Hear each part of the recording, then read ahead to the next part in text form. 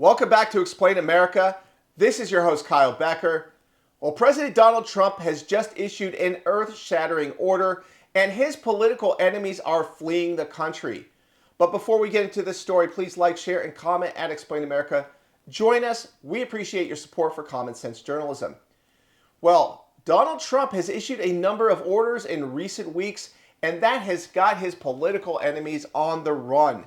Well, first of all, he gave an order that Antifa, that's right, the so-called anti-fascist organization that quite frankly acts like a bunch of jackbooted thugs, well, they are being branded a domestic terror organization, and Donald Trump, in a press conference with independent journalists, recently declared his intention to also brand the radical organization a foreign terrorist organization. Well, this is quite problematic, and as we told you earlier, this is a back-breaking blow to the political left, and now some of his political enemies are leaving the country. So several high-profile Antifa leaders have fled the country or are actively making plans to escape overseas.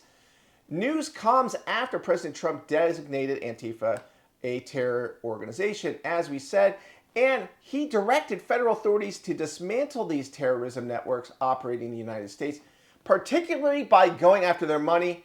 We also gave you that report about what Kash Patel said, the FBI director.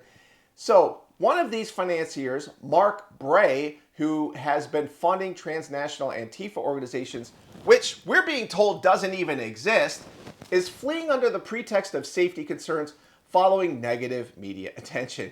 And before his departure, Bray issued an apparent call to action and urged widespread militancy. He said, "Only mass anti-fascism, legal or not, can save us," unquote. He said on Blue Sky, the haven for the radical left.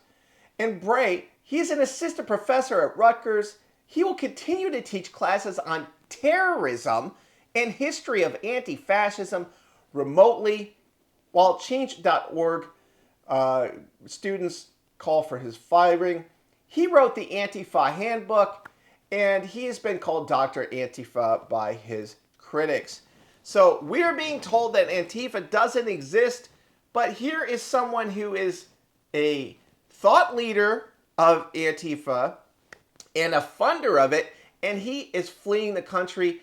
It just goes to prove that the gaslighting of the left is not going to work.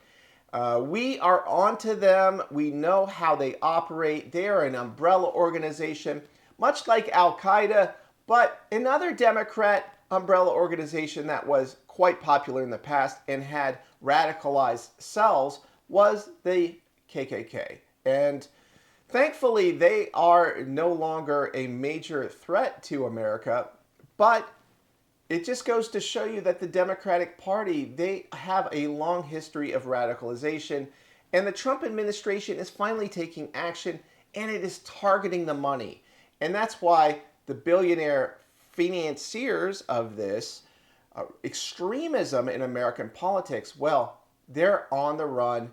Trump's clampdown is including prosecution of co-conspirators, individuals suspected of providing material support to a number of extremist and terrorist organizations. So weigh in with your thoughts about this.